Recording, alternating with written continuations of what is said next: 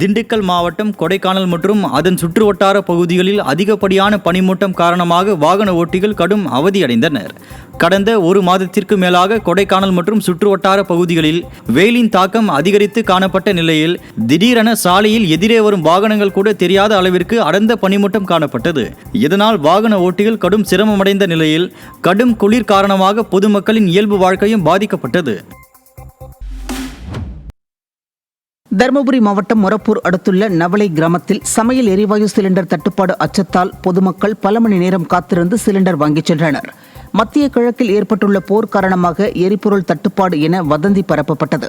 இந்நிலையில் நவலை கிராம மக்கள் சாலையோரங்களில் காலி சிலிண்டர்களை வைத்துக் கொண்டு நீண்ட நேரம் காத்திருந்து வீட்டு உபயோகத்திற்கான சிலிண்டரை வாங்கிச் சென்றனர்.